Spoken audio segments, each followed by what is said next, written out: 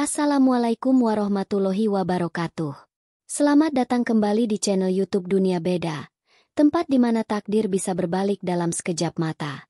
Bayangkan, hari yang seharusnya menjadi puncak kebahagiaan, saat janji suci terukir di bawah langit Jawa. Gaun pengantin telah menanti, impian pernikahan sudah diambang mata. Namun, di balik senyum sempurna sang tunangan, dan tawa renyah adik kandungmu, sebuah rahasia kelam merayap. Rahasia yang akan merobek hati Arini hingga ke akar-akarnya. Sebuah pengkhianatan ganda dari dua jiwa yang paling ia cintai. Bisakah Arini bangkit dari kehancuran ini? Ataukah ia akan tenggelam dalam lautan kepedihan yang tak bertepi? Namun sebelumnya, bagi yang beragama Islam, saya sarankan untuk menuliskan sholawat Nabi Muhammad, agar kelak sholawat ini menjadi saksi untuk mendapat syafaat di akhirat.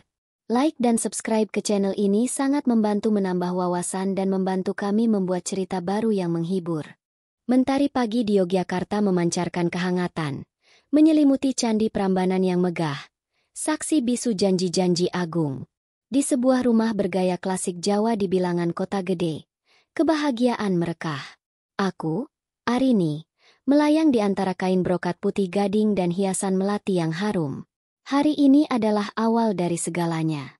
Sebentar lagi, aku akan menjadi istri dari Pram, lelaki yang selama 2 tahun ini menjadi poros duniaku. Pram, dengan senyum menawan dan tatapan teduh, adalah impian setiap wanita. Ia seorang arsitek muda, berbakat, dan selalu tahu bagaimana membuatku merasa menjadi satu-satunya di semesta ini. Cantik sekali, Kak. Suara lembut itu menyentuh telingaku. Itu Risa, adik perempuanku. Dia berdiri di ambang pintu kamar, mengenakan kebaya seragam keluarga berwarna dusty pink, terlihat begitu anggun dan polos. Risa adalah adik kesayanganku. Usianya 4 tahun di bawahku, dan sejak kecil, dia selalu menjadi bayanganku, pengikut setiaku. Aku selalu menyayanginya, melindunginya, dan tak pernah berpikir ia bisa menjadi ancaman. Pram pun terlihat sangat akrab dengannya. Mereka sering bercanda, tertawa lepas. Bahkan terkadang aku merasa lega Risa bisa menemaninya saat aku sibuk. Gaun ini sempurna untukmu, Kak. Tambahnya, matanya berbinar menatap pantulan diriku di cermin. Sore harinya, di halaman belakang rumah yang dihias dengan nuansa tradisional modern, acara lamaran berlangsung hikmat. Keluarga besar berkumpul. Tawa dan obrolan ringan mengisi udara. Pram mengucapkan niat sucinya dengan mantap, disaksikan oleh kedua orang tua kami. Ayah dan ibu menatapku dengan bangga. Air mata haru membasahi pipi ibu. Risa duduk di sampingku, sesekali membisikkan pujian dan candaan ringan yang membuatku tersenyum.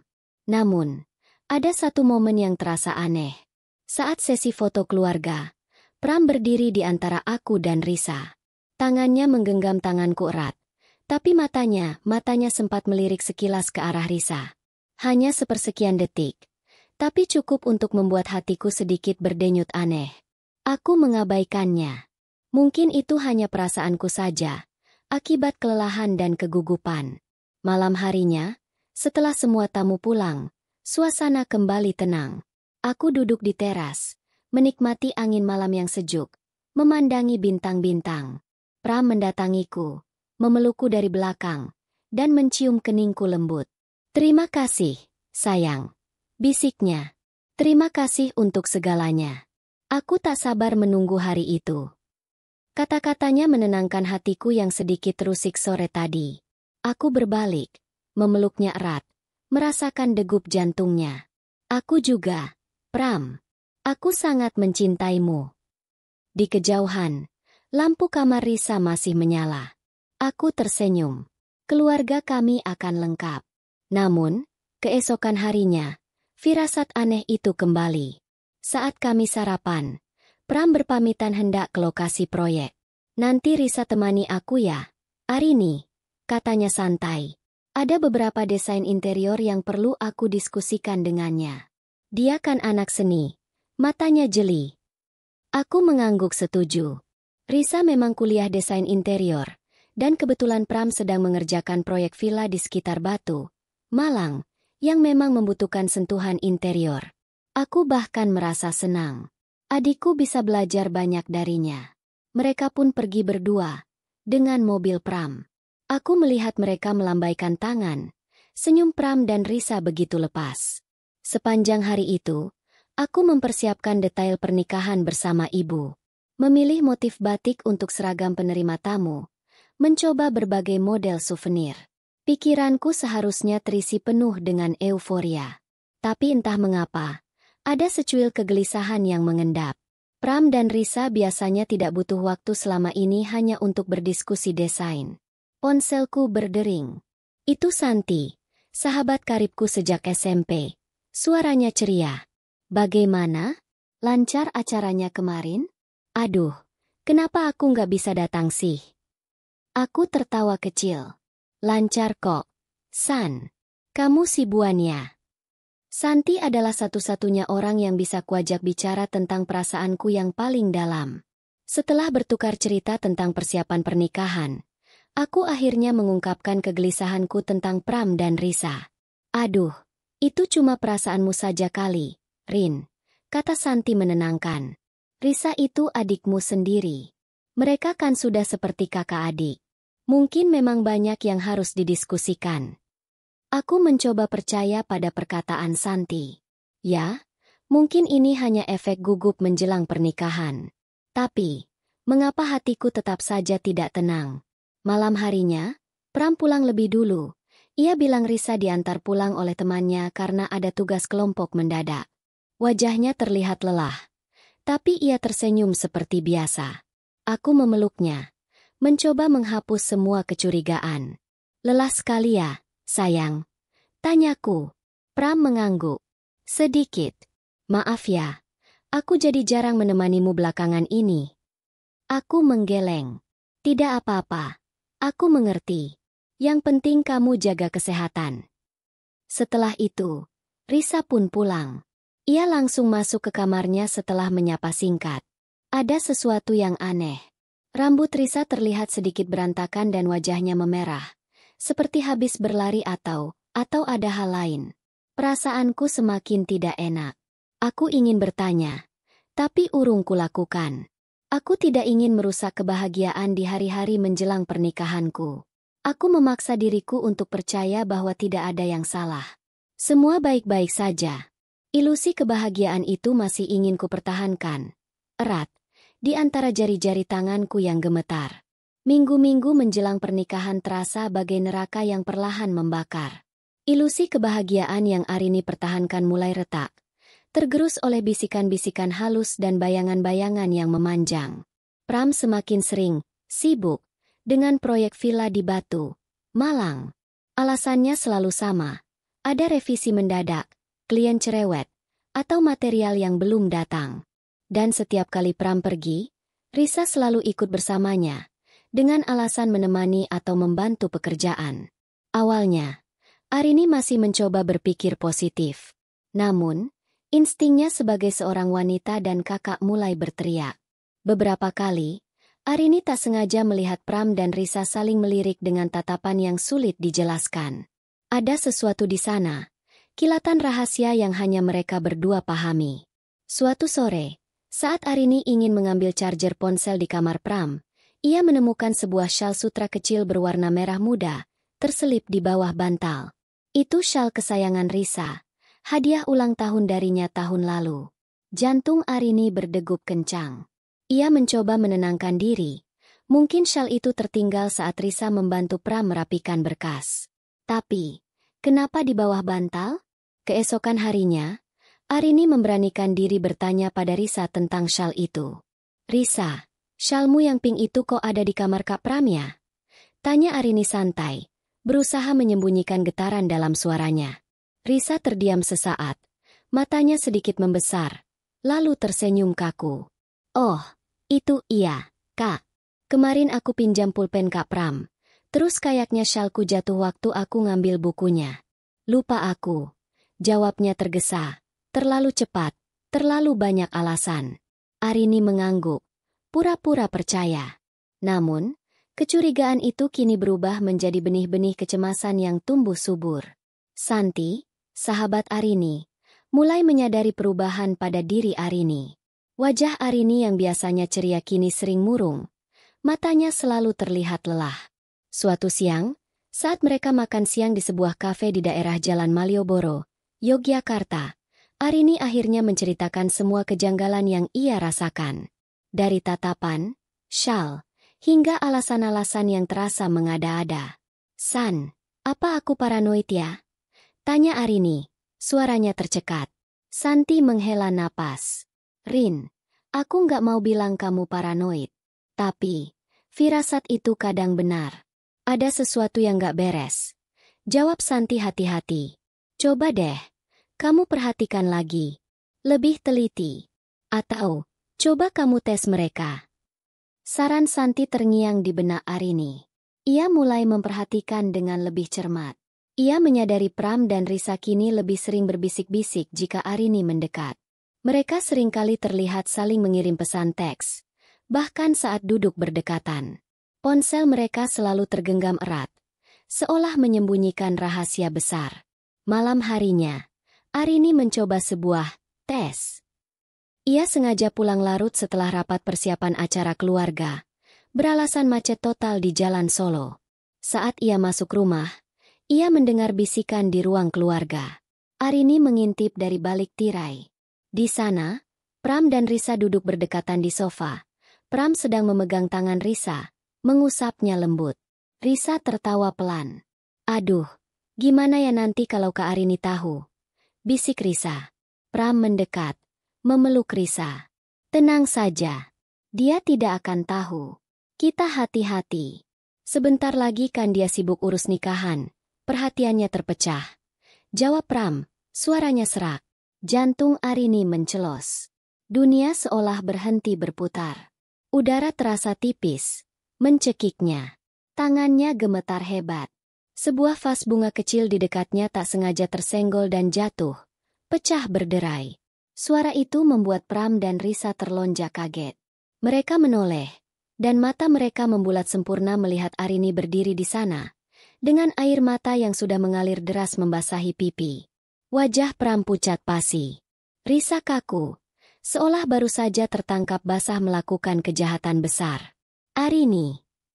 Suara Pram tercekat. Arini tidak menjawab. Ia tidak bisa mengeluarkan sepatah kata pun. Tenggorokannya tercekat oleh rasa sakit yang menusuk. Rasa pengkhianatan ini lebih pahit dari apapun yang pernah ia rasakan. Kakinya terasa lemas. Hampir saja ia ambruk. Di matanya, yang ia lihat bukan lagi Pram tunangannya, bukan lagi Risa adiknya, melainkan dua sosok asing yang baru saja menghancurkan kepercayaannya, merobek hatinya menjadi jutaan keping. Bagaimana mungkin mereka setega ini? Bisikan hati yang selama ini ia tepis, kini berubah menjadi raungan kenyataan yang memekakan telinga. Bayangan gelap itu kini telah menjelma menjadi wujud nyata, menguasai ruang di antara mereka.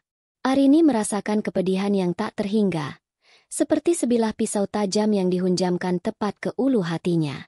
Detik-detik setelah Arini menjatuhkan vas, ruangan terasa membeku. Udara menjadi tebal, dipenuhi ketegangan yang menyesakkan. Pram dan Risa terpaku, wajah mereka memucat pasi. Arini berdiri di sana, terhuyung, seolah rohnya telah meninggalkan raga. Air mata panas mengalir deras, membasahi pipinya yang dingin. "Arini, ini tidak seperti yang kamu pikirkan." Pram akhirnya memecah keheningan, suaranya gemetar penuh kepanikan. Ia mencoba mendekat, meraih tangan Arini. Namun, Arini menepisnya keras, seolah sentuhan Pram adalah bara api yang membakar kulitnya. "Tidak seperti yang kupikirkan." Arini tertawa, tawa hampa yang menyayat hati, syarat akan kepedihan dan kemarahan. "Apa yang harus kupikirkan, Pram? Apa?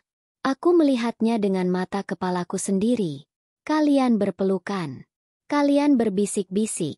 Dan Risa, kau. Adikku sendiri." Suara Arini meninggi, bergetar hebat. Matanya menatap Risa, yang kini menunduk dalam, bahunya bergetar. Rasa sakit Arini berlipat ganda melihat Risa. Bagaimana mungkin? Adik yang ia lindungi, ia sayangi, darah dagingnya sendiri, tega menikamnya dari belakang. Pengkhianatan ini terlalu kejam. Risa, katakan sesuatu. Arini mengguncang bahu Risa keras. Risa mengangkat wajahnya. Air mata membanjiri pipinya. Kakak, maafkan aku. Kak, bisiknya. Suaranya nyaris tak terdengar. Aku tidak bisa menahannya. Aku mencintai Kak Pram. Pengakuan itu adalah palu godam yang menghantam ulu hati Arini. Cinta? Cinta macam apa ini yang dibangun di atas reruntuhan kepercayaan dan kehancuran hati? Pram akhirnya angkat bicara. Suaranya lebih tegas namun penuh penyesalan. Arini, maafkan aku. Aku tahu ini salah. Tapi, ini terjadi begitu saja. Kami tidak bisa mengendalikannya. Tidak bisa mengendalikan. Arini berteriak. Amarah membakar seluruh tubuhnya. Kalian bicara tentang tidak bisa mengendalikan. Sementara janji suci kita sudah di depan mata? Persiapan pernikahan sudah sejauh ini? Apa kalian tidak punya hati nurani? Apa kalian tidak memikirkan perasaan orang tua kita? Perasaanku. Ayah dan ibu, yang mendengar keributan itu, tergesa-gesa datang dari kamar. Mereka terpaku di ambang pintu, melihat pemandangan di ruang keluarga. Arini yang menangis histeris, Pram yang pucat pasi, dan Risa yang terseduh-seduh. Ada apa ini? Ayah bertanya, suaranya cemas. Ayah, ibu. Arini tak sanggup berucap.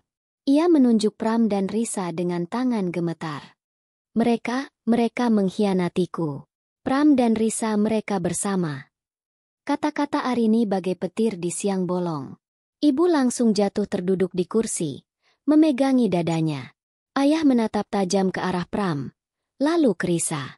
Apa yang Arini katakan itu benar? Pram? Risa? Suara ayah begitu rendah, dipenuhi kekecewaan yang mendalam. Pram menunduk, tidak berani menatap mata ayah. Risa hanya menangis, tidak membantah. Keheningan yang mengerikan menyelimuti ruangan, hanya diselingi isak tangis Arini dan Risa. Keluarga yang dulu hangat itu kini terasa dingin, hancur berkeping-keping. Pernikahan ini batal, ucap Arini lantang, di antara isak tangisnya. Ia melepas cincin tunangan di jarinya, melemparkannya ke lantai hingga berdering nyaring, seolah melambangkan retaknya seluruh impian. Cincin itu menggelinding, berhenti tepat di kaki Pram. Ambil, kalian bebas bersama. Tapi jangan pernah berharap aku akan menganggap kalian ada. Tanpa menunggu jawaban, Arini berlari meninggalkan ruangan, naik ke kamarnya, dan mengunci pintu rapat-rapat. Suara isak tangisnya terdengar samar dari dalam. Di bawah, ayah dan ibu mencoba menenangkan Pram dan Risa, namun wajah mereka terlihat begitu kecewa, begitu terluka. Badai yang sebenarnya baru saja dimulai, dan Arini terperangkap di tengahnya, sendirian dengan pecahan hatinya yang tak terhitung jumlahnya. Ia tidak hanya kehilangan Pram, ia juga kehilangan adiknya, dan sebagian dari dirinya sendiri yang dulu percaya pada kesucian cinta dan ikatan keluarga. Langit di atas Yogyakarta pun seolah ikut menangis, menumpahkan hujan deras yang membasahi bumi, seakan membasuh air mata Arini yang tak berujung. Setelah konfrontasi yang mengoyak batin, Arini mengurung diri. Kamarnya menjadi benteng, sekaligus penjara bagi jiwanya yang hancur. Tirai selalu tertutup rapat, menghalau cahaya mentari yang terasa menyakitkan. Makanan tak lagi terasa. Tidur adalah kemewahan yang sulit didapat, digantikan oleh mimpi buruk dan air mata yang tak kunjung kering. Isak tangisnya seringkali terdengar hingga ke ruang keluarga, memecah keheningan rumah yang kini terasa dingin. Ibunya sesekali mencoba membujuk, mengetuk pintu kamar Arini dengan lembut. Nak, makanlah sedikit. Jangan begini terus. Nak, ikhlaskan, bujuk sang ibu lirih. Namun, Arini tak bergeming. Bagaimana mungkin ia mengikhlaskan pengkhianatan sebesar ini? Bagaimana mungkin ia memaafkan dua orang yang paling ia cintai, yang telah meremukkan hatinya tanpa ampun? Di benaknya, kilasan-kilasan kenangan manis berkelebat, lalu berubah menjadi pedang yang menusuk. Tawa Pram, janji-janji manisnya, pelukan hangatnya semuanya kini terasa palsu. Dan Risa. Adik kecilnya yang dulu selalu ia gandeng, yang selalu tidur bersamanya saat hujan deras, yang selalu ia belikan jajanan favorit. Bagaimana bisa senyum polos itu menyembunyikan belati? Setiap kali memikirkan wajah Risa, dada Arini sesak, perpaduan antara kemarahan, kesedihan, dan rasa jijik. Ponselnya terus bergetar. Santi tak henti-hentinya mengirim pesan. Bahkan beberapa kali datang ke rumah. "Rin, tolong buka pintunya. Aku di sini untukmu," pesannya. Tapi Arini tidak punya tenaga. Ia hanya ingin menghilang, lenyap bersama semua rasa sakit ini. Beberapa hari berlalu. Bau sisa-sisa makanan kering menumpuk di meja samping tempat tidurnya. Rambutnya lepek, wajahnya pucat pasi. Arini melihat pantulannya di cermin.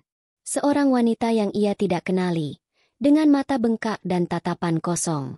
"Siapa ini?" bisiknya. Suaranya serak. "Ini bukan aku." Di titik terendah itu, sebuah percikan amarah yang dingin muncul. Marah pada Pram, marah pada Risa, tapi yang paling penting, marah pada dirinya sendiri yang membiarkan diri hancur begitu rupa.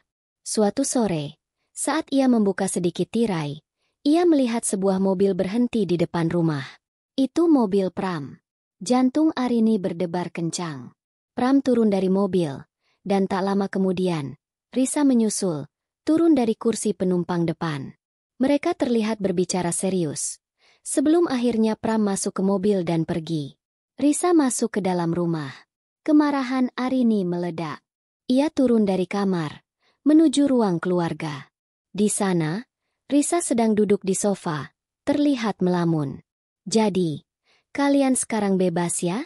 Bebas bertemu, bebas berpelukan, di rumah ini." Suara Arini dingin, menusuk. Risa terlonjak kaget. Ia menoleh. Wajahnya kembali pucat. Kakak sudah mau keluar?" tanyanya. Suaranya lemah. "Keluar untuk melihat kehancuran yang kalian ciptakan." Arini melangkah mendekat. "Apa yang kalian rencanakan sekarang? Mau menikah di gereja atau masjid di Denpasar? Atau di pinggir pantai di Lombok? Setelah kalian mengkhianatiku, apa lagi yang kalian inginkan?" Risa menangis lagi. "Kakak, aku mohon maafkan kami. Kami hilaf." "Hilaf?" Arini tertawa sinis. "Hilaf itu sekali, 2 kali. Ini sudah berapa kali? Sampai kalian merencanakan masa depan di belakangku? Hilaf itu bukan saat kau mencium tunanganku. Hilaf itu bukan saat kau berbisik cinta padanya di belakang punggungku, di rumahku sendiri." Ayah dan ibu masuk, mendengar keributan. Mereka mencoba menengahi, tapi amarah Arini sudah memuncak. "Ayah, ibu, apa kalian tidak melihat? Mereka tidak menyesal. Mereka hanya takut ketahuan.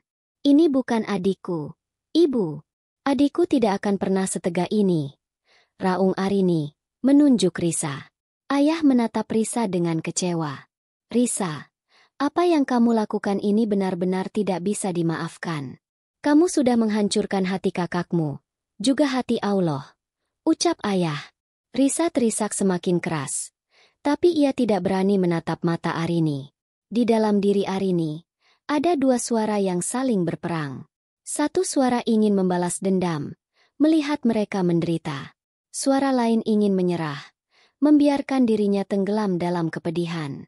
Namun, di tengah kekacauan itu, sebuah pikiran muncul, bening dan tajam. Ia tidak bisa membiarkan pengkhianatan ini mendefinisikan dirinya. Ia harus bangkit, bukan untuk mereka, tapi untuk dirinya sendiri. Pertarungan batin itu belum selesai, tapi kini ada secercah harapan, janji untuk memulai lagi. Jurang kesepian itu masih menganga. Namun Arini memutuskan untuk tidak lagi berdiam diri di dasarnya. Setelah badai emosi mereda, Arini memutuskan satu hal, ia harus bangkit. Bukan untuk membuktikan sesuatu pada Pram atau Risa, tetapi untuk dirinya sendiri. Luka itu masih ada, menganga dan perih. Namun Arini sadar ia tak bisa terus terpuruk. Ia ingin menemukan kembali dirinya yang utuh, yang percaya diri, yang tidak tergantung pada siapapun.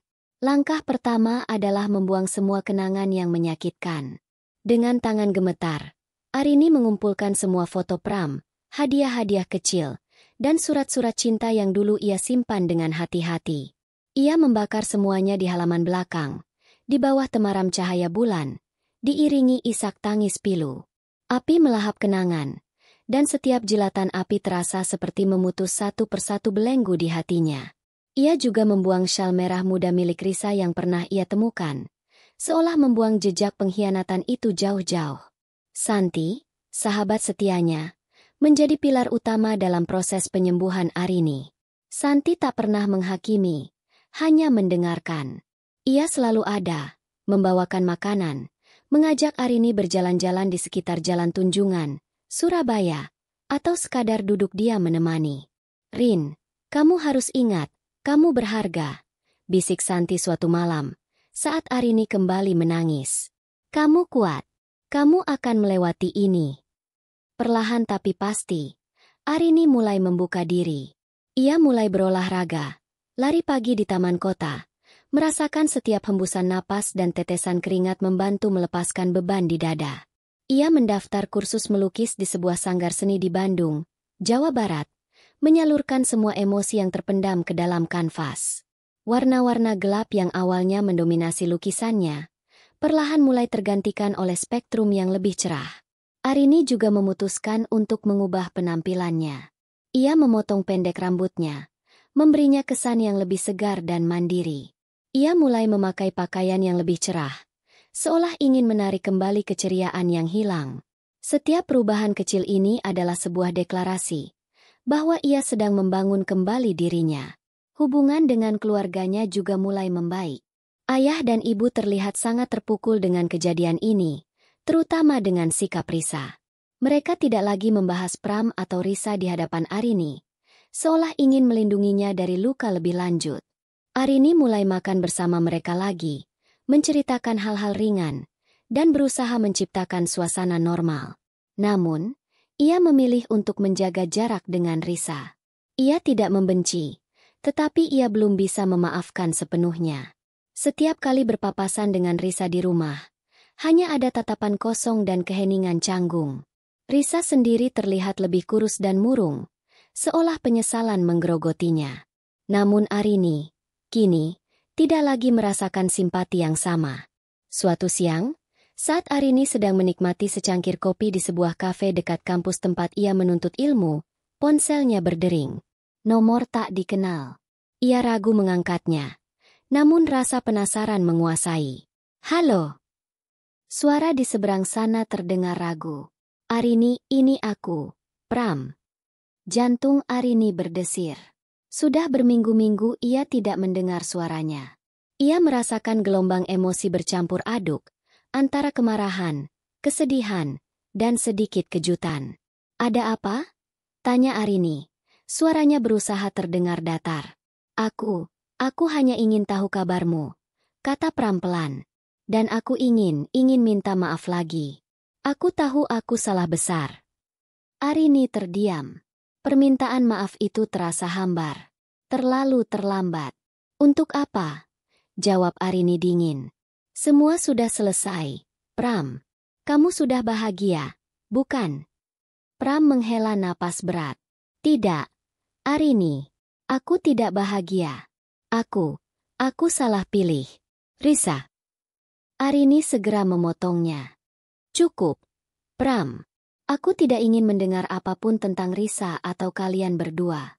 Hidupku sudah kuputuskan untuk melangkah maju. Kamu juga harus begitu." Ada jeda panjang. "Arini, bisakah kita bertemu? Sebentar saja." "Tidak ada lagi yang perlu kita bicarakan," jawab Arini tegas. "Aku harap kamu mengerti. Selamat tinggal, Pram." Arini mengakhiri panggilan. Tangannya sedikit gemetar, tapi hatinya terasa lebih ringan. Ia telah mampu menghadapi masa lalunya tanpa terpuruk. Ia telah belajar melepaskan belenggu yang mengikatnya. Dan kini, cahaya harapan mulai bersinar lebih terang di cakrawala kehidupannya. Ia merasakan kekuatan baru yang membimbingnya, menjauh dari bayangan masa lalu yang kelam. Beberapa bulan berlalu. Arini kini menjadi sosok yang benar-benar berbeda. Energi positif memancar darinya. Ia menemukan kembali gairah hidupnya dalam melukis. Karyanya mulai dikenal di beberapa pameran lokal di Semarang, Jawa Tengah. Ia bahkan mendapatkan tawaran untuk mendesain interior sebuah galeri seni. Sebuah ironi manis dari takdir yang dulu mempertemukannya dengan Pram. Senyumnya kini tulus, bukan lagi paksaan.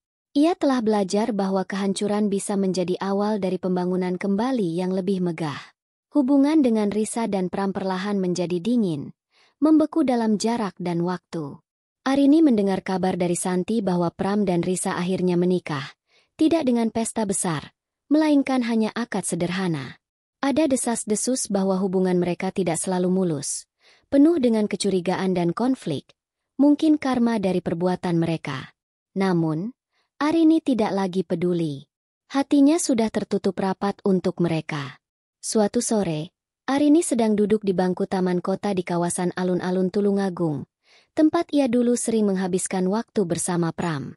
Ia sedang menyelesaikan sketsa lukisannya, saat sebuah bayangan menjulang di sampingnya. Arini mendongak. Di sana, berdiri Risa, terlihat lebih kurus dan mata cekung. "Kakak." Suara Risa lirih, nyaris tak terdengar. "Bisa kita bicara sebentar?" Arini menatapnya tanpa ekspresi. Tidak ada lagi amarah yang membakar, hanya kekosongan.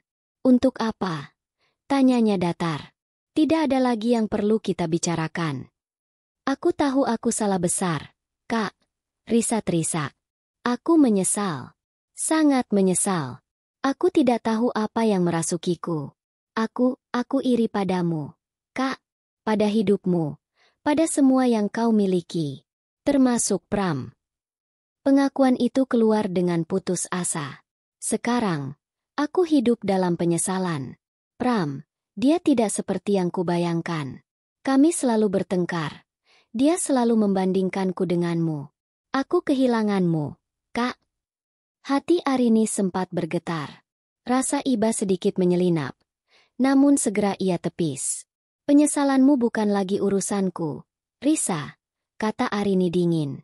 "Dulu aku mencintaimu sebagai adikku, lebih dari apapun. Tapi kau memilih untuk menghancurkannya. Sekarang, aku sudah berjuang keras untuk membangun kembali diriku. Aku tidak bisa membiarkanmu merusak itu lagi." Risa mencoba meraih tangan Arini, tapi Arini mundur. "Aku sudah memaafkanmu, Risa. Bukan untukmu, tapi untuk diriku sendiri. Agar aku bisa melangkah maju.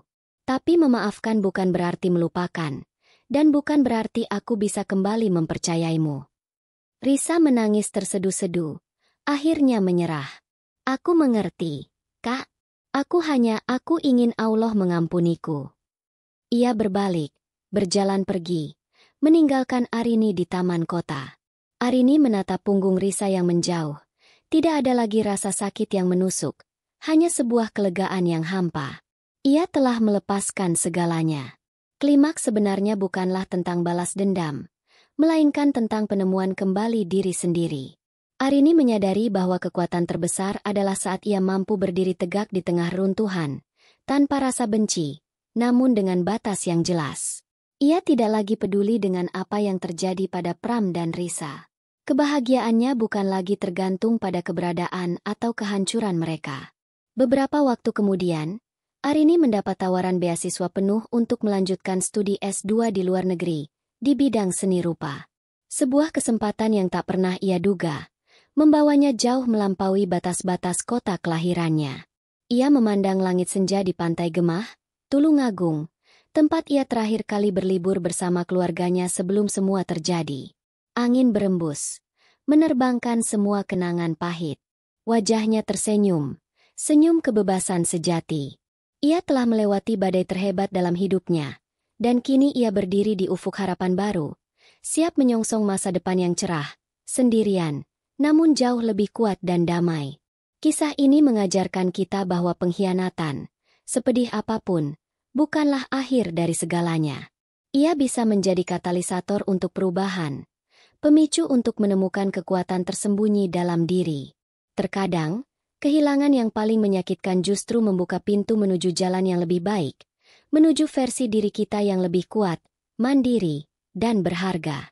Memaafkan adalah untuk kebaikan diri sendiri, bukan untuk mereka yang melukai.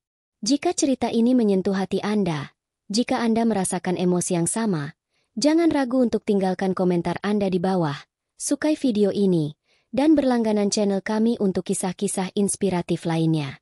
Terima kasih.